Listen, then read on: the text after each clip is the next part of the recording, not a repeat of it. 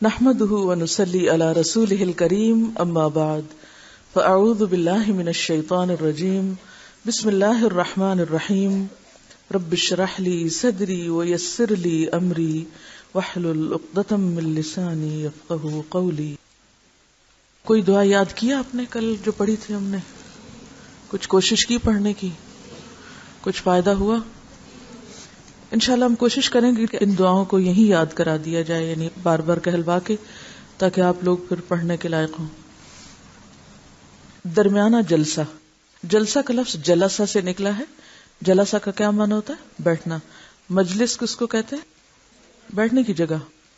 تو جلسہ یعنی بیٹھنا. مراد ہے اس سے دو سجدوں کے درمیان بیٹھنا. حضرت ابو حمید ساعدی رضی اللہ عنہ کی روایت ہے، پھر رسول اللہ صلی اللہ علیہ وسلم سجدے سے اپنا سر اٹھاتے اور اپنا بایاں پاؤں موڑتے، یعنی بچھاتے، یعنی پاؤں سے سیدھا ہوتا ہے نا تو اس کو موڑتے، پھر اس پر بیٹھتے، پاؤں کے اوپر بیٹھتے اور سیدھے ہوتے، یہاں تک کہ ہر ہڈی اپنے ٹھکانے پر آ جاتی، یعنی ٹک کے بیٹھتے، ہلتے جلتے نہیں، اطمینان کے ساتھ. یعنی پہلے سجدے سے سر اٹھا کر نہایت آرام اور اطمینان سے بیٹھ جاتے اور دعائیں جو آگے ابھی بتائی جائیں گی ان کو پڑھ کر پھر سجدہ کرتے، یعنی دوسرا سجدہ اور پہلا سجدہ الگ کرتے. کس کے ساتھ؟ دعاؤں کے ساتھ. آپ صلی اللہ علیہ وسلم کا معمول تھا کہ بیٹھتے وقت اپنا دایاں پاؤں کھڑا کر لیتے، یعنی حتیٰ کہ دو سجدوں کے بیچ میں بھی جب بیٹھتے تو اسی طرح بیٹھتے اور دونوں پاؤں کی انگلیاں قبلہ رخ کر لیتے. ایک تو پاؤں جب موڑا جائے تو اس سے قبلہ رخ ہو جاتے اور دوسرا جو جس پہ بیٹھے ہوئے ہیں اس کے بھی اینگل اس طرح کے رخ قبلے کی طرف، یعنی جتنا میکسیمم موڑ سکے. اور کبھی کبھی آپ صلی اللہ علیہ وسلم اپنے قدموں اور اپنی ایڑیوں پر بیٹھتے. ایڑیاں کس کو کہتے ہیں؟ ہیلز کو. یعنی دونوں پاؤں موڑ کے تو پیچھے ہیلز اوپر آ جاتے تو ہیل کے اوپر بھی بیٹھتے. کبھی کبھی ایسا بھی کرتے. یعنی دونوں طریقے ملتے ہیں. اور یہ دوسرا طریقہ جو ہے یہ صحیح مسلم میں موجود ہے، یعنی اس کی دلیل صحیح مسلم میں ہے. جب پیچھے پاؤں موڑ کے بیٹھتے ہیں تو ہیلز اوپر آ جاتی ہیں. ذرا بیٹھیں آپ سب اس وقت، انگلیاں کعبے کی طرف رکھیں اور ہیلز پر بیٹھیں. بولنے کی تو ضرورت نہیں. ہم ہر وقت بولنا کیوں شروع کر دیتے ہیں؟ کتنا ہی اچھا ہو کہ ہم ہر کام وقار سے کریں اور آپس میں بحث مباحثہ اور ایک دوسرے کے اوپر انگلی اٹھانے سے بہتر نہیں کہ ہم اپنے آپ کو دیکھتے رہیں. اگر اس وقت آپ اپنے آپ کو دیکھ رہے ہوتے تو ایک لفظ بھی بولنے کی ضرورت نہیں تھی. جب تک ہمارے اندر اس درجے کا ڈسپلن نہیں آئے گا، علم نہیں آتا. انگلیاں کس طرف رکھنی ہے؟ کعبہ کی طرف. یعنی تو پھر مڑے گا نا پاؤں. جب مڑے گا تو کیا ہوگا؟ پیچھے ہیلز آ جائیں گی نا. پھر جب آپ ہیل پہ بیٹھیں گے تو ذرا تھوڑے سے ریز ہو جائیں گے. بس اتنی سی بات ہے. اگر اب سمجھ نہیں آئی دوبارہ پوچھ لیں. یعنی انگلیاں جب یوں ہوگی تو پاؤں یوں مڑ جائے گا نا. ہیل یہاں آ جائے گی، دونوں ہیلز، تو ہیل کے اوپر بیٹھ جائیں گے آپ، وزن پنجوں پہ آ جائے گا. ٹھیک ہے. اور کبھی کبھی آپ صلی اللہ علیہ وسلم اپنے قدموں اور اپنی ایڑیوں پر بیٹھتے. نبی صلی اللہ علیہ وسلم خود بڑے اطمینان سے جلسے میں بیٹھتے اور آپ نے اس شخص کی نماز کی نفی فرمائی جو دو سجدوں کے بیچ میں نہ ٹکے. لیکن بہت سے لوگوں کو تو پتہ ہی نہیں. عموماً لوگ دو سجدے کس طرح کرتے ہیں؟ یا ہم لوگوں کو چھوڑیں، ہم کیسے کرتے رہے؟ بس گئے سجدے میں، اٹھ کے پورے سیدھے بھی نہیں ہوئے دوبارہ چلے گئے. اتنی تیز نماز. تو مسنون طریقہ کیا ہے کہ ایک سجدے اور دوسرے کے درمیان پھر سکون ہو، پھر تھوڑا سا ٹکا جائے. اور جیسے کہ پیچھے بھی ہم پڑھ چکے ہیں کہ آپ صلی اللہ علیہ وسلم دو سجدوں کے بیچ میں اتنی دیر بیٹھتے جتنی دیر میں ایک سجدہ ہوتا. گویا سجدہ، بیٹھنا اور سجدہ، یہ تینوں کا جو ڈیوریشن تھا وہ تقریباً برابر ہوتا تھا. کبھی کبھی زیادہ دیر بھی بیٹھتے، یہاں تک کہ بعض لوگ کہتے کہ آپ دوسرا سجدہ کرنا بھول گئے ہیں. یعنی اتنی دیر تک استغفار پڑھتے رہتے. دونوں روایتیں بخاری کی ہیں. جلسے کی مسنون دعائیں. حضرت ابن عباس رضی اللہ عنہ روایت کرتے ہیں کہ رسول اللہ صلی اللہ علیہ وسلم دونوں سجدوں کے درمیان یہ دعا پڑھتے: اللہم اغفر لی وارحمنی وعافنی واہدنی وارزقنی. ایک اور روایت میں وجبرنی کا لفظ بھی آتا ہے، اے اللہ مجھے بخش دے، مجھ پر رحم فرما، مجھے ہدایت دے، مجھے عافیت سے رکھ اور مجھے روزی عطا کر۔ یہی عام طور پر فکریں ہوتی ہیں لوگوں کی کہ ہائے ہمارے اتنے گناہ ہیں، ہمارا کیا بنے گا، ہماری یہ مشکلات ہیں، ہمارا کیا بنے گا، ہمیں کوئی پریشانی نہ ہو، کوئی حادثہ نہ ہو، کوئی مشکل نہ ہو، ہم کہیں بھٹک نہ جائیں، پھسل نہ جائیں۔ بہت سے لوگ قرآن پڑھ کے بس اسی خوف میں مبتلا رہتے ہیں کہ کہیں ہم پھسل نہ جائیں۔ جس کا اللہ سے تعلق ایک دفعہ بن جاتا ہے اور پھر وہ اس تعلق کو قائم رکھنے کی کوشش کرتا ہے، وہ بھٹکنے پھسلنے سے اللہ کی رحمت سے بچتا ہے پھر، کیونکہ اللہ نے تھام لیا۔ یہ کہاں لکھا ہوا ہے؟ کوئی دلیل دے مجھے، دلیل کے بغیر نہ میری بات سنا کریں اور نہ قبول کیا کریں۔ آیت الکرسی کے بعد کیا آیت ہے؟ سب نہیں بولے، ایک بولے، ہاتھ کھڑا کر لیا کرے۔ دیکھیے یہ بھی تو صبر سے تعلق رکھتا ہے نا، کہ نہیں؟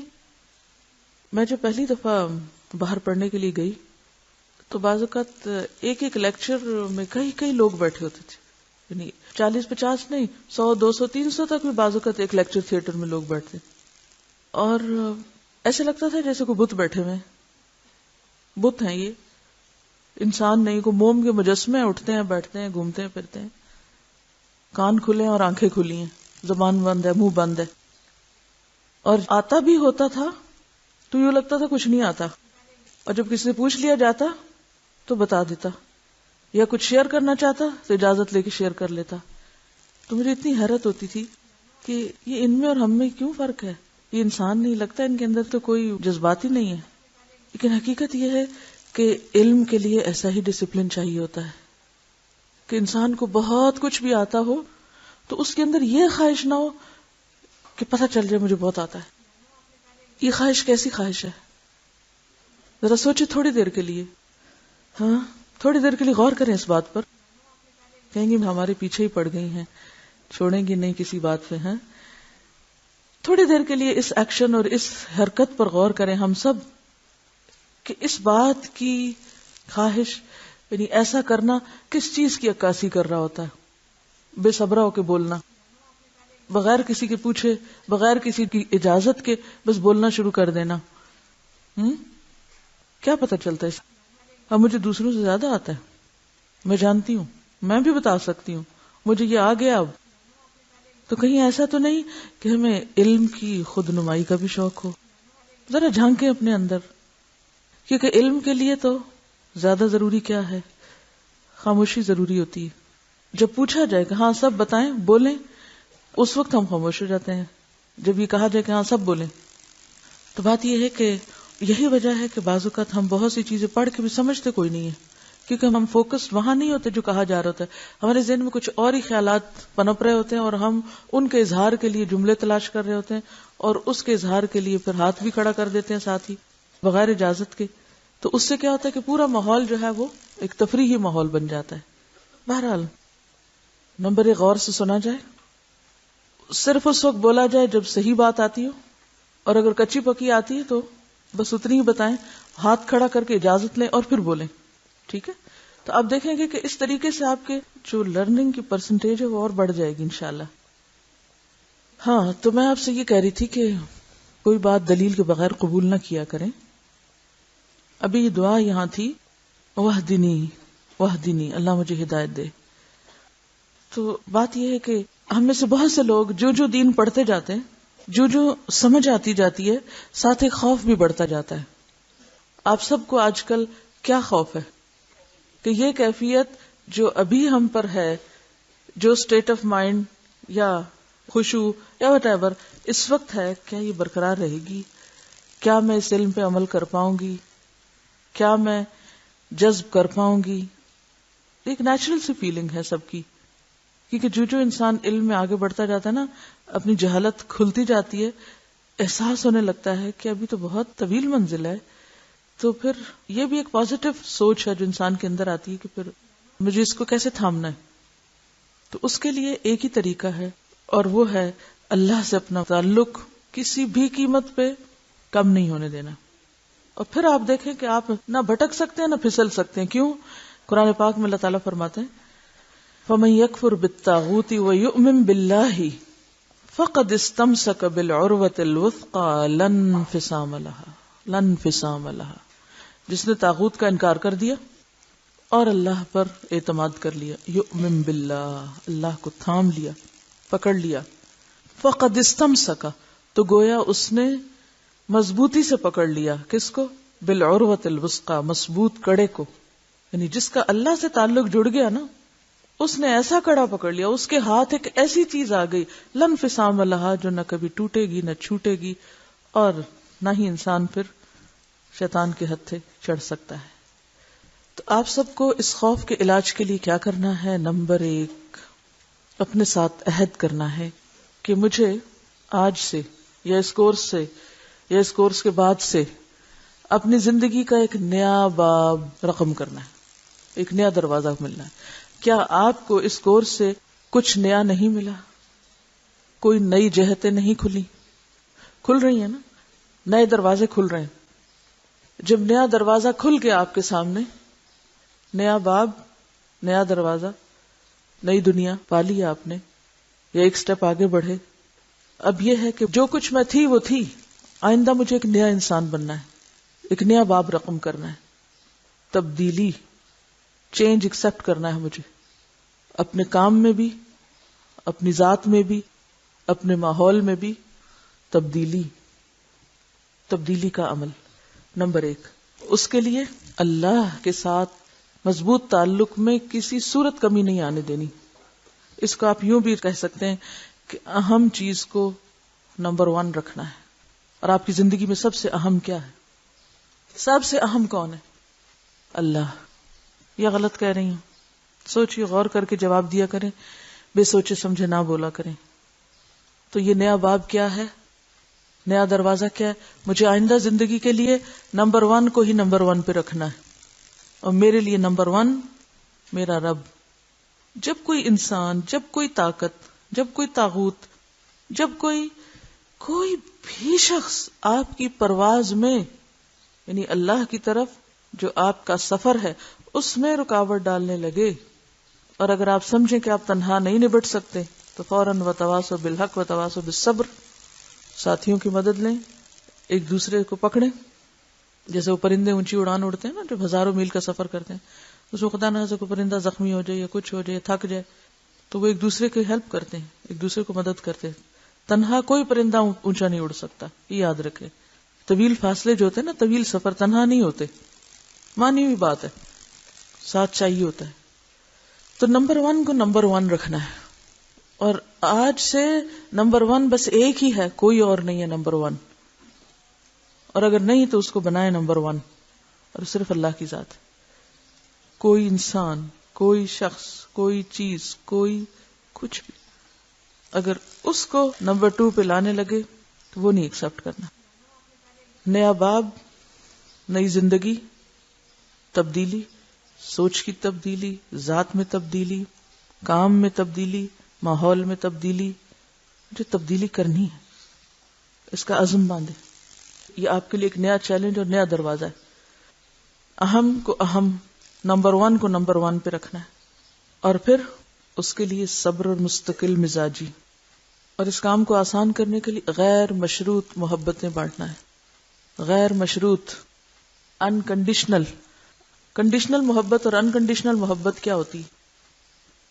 کنڈیشنل محبت یہ ہوتی ہے کہ اگر کوئی آپ سے کرے تو آپ بھی کریں گے، اور اگر وہ نہیں کر رہا آپ بھی نہیں کریں گے. یہ کنڈیشنل محبت ہوتی ہے. بہت سی محبتیں کنڈیشنلی ہوتی ہیں اس دنیا میں، لیکن دین کی تعلیم اور تبلیغ کرنے والا کنڈیشنل محبت نہیں کرتا، انکنڈیشنل. نماز نبی کی کلاس ہے اور میں کہیں اور چلی گئی ہوں، لیکن پھر اگر عام روزمرہ زندگی سے ریلیٹ نہیں کریں گے تو دعائیں کس چیز کی مانگیں گے؟ بے روح دعائیں منتر کے طور پہ مانگیں گے. تو منتر تو نہیں پڑھنے ہم نے. اگر میں وحدنی کہہ رہی ہوں تو کس چیز کے لیے کہہ رہی ہوں؟ پتہ ہونا چاہیے کہ میرا رستہ کیا ہے. قل هذه سبیلی ادعو الی اللہ. تو غیر مشروط محبتیں، اس کے لیے بہت حوصلہ چاہیے ہوتا ہے کہ نہیں؟ کتنا؟ سمندر دل چاہیے، دریا تھوڑا رہے گا. مجھے اللہ کے لیے کرنا. پھر کیا ہوگا؟ ہر ایک کو سلام کر سکیں گے نا. مشکل ہوگی پھر سلام کرنا، چھوٹے کو، بڑے کو، جو آپ کا شکر گزار ہو اور جو آپ کا سخت ناشکرا ہے، سب کو. جو آپ کے ساتھ اچھا کرتا ہے اور جو آپ کے ساتھ نہیں بھی کرتا اس کو بھی. کیا آپ کو اس کا کوئی ریٹرن ملے گا؟ کوئی ریٹرن ملے گا؟ کیا ریٹرن ہوگا؟ اللہ کی محبت بندوں کی محبت کے رستے سے گزر کے ملتی ہے. اللہ کی محبت ڈائریکٹ نہیں ملا کرتی. اللہ تعالیٰ نے تو شرط لگا دی، ان کنتم تحبون اللہ فاتبعونی یحببکم اللہ. اللہ کی محبت ملتی ہے کب؟ جب اللہ کے حبیب سے محبت کریں، ان کی اتباع کریں. اور ان کی اتباع اور ان کی پیروی کیا ہے کہ انہوں نے انکنڈیشنل قسم کے احسانات کیے تھے، انکنڈیشنل محبت کی تھی، غیر مشروط. کوئی کچھ بھی کر لے، مجھے اچھا ہی کرنا ہے. اتنے کام آسان ہو جائیں گے آپ کے، آپ سوچ بھی نہیں سکیں گے.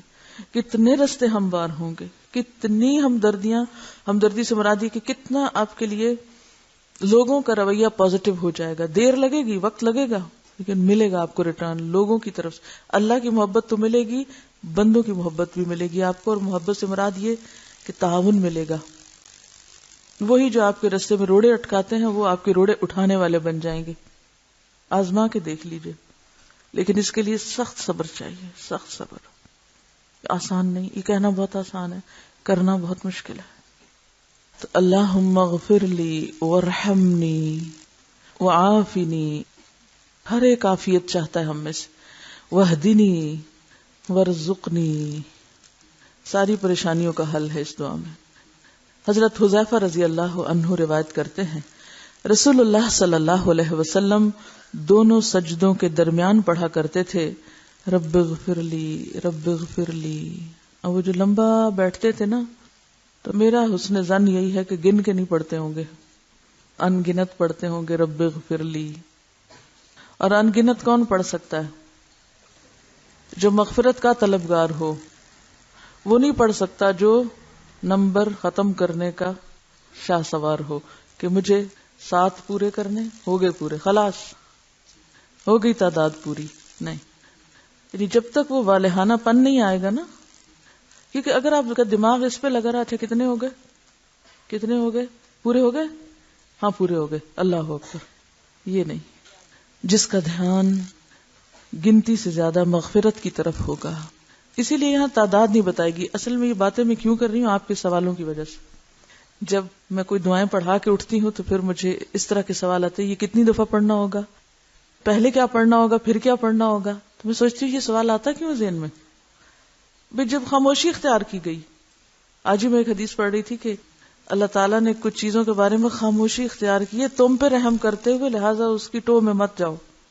یعنی کچھ چیزیں اللہ کو پتہ تھیں، وہ بہت کلیئر لفظوں میں آپ کو بتا سکتا تھا، اتنی دفعہ گن کے پہلے یہ بعد میں یہ منتر کر لو، لیکن اس نے نہیں بتایا، خاموشی اختیار کی. اب یہاں کوئی تعداد نہیں لکھی. اگر آپ مجھ سے پوچھتے ہیں کیا تعداد پڑھیں، پھر میں کیا بتاؤں آپ کو؟ میں شارع ہوں، میرے ہاتھ میں تو نہیں ہے شریعت کہ میں مقرر کروں آپ کے لیے تعداد.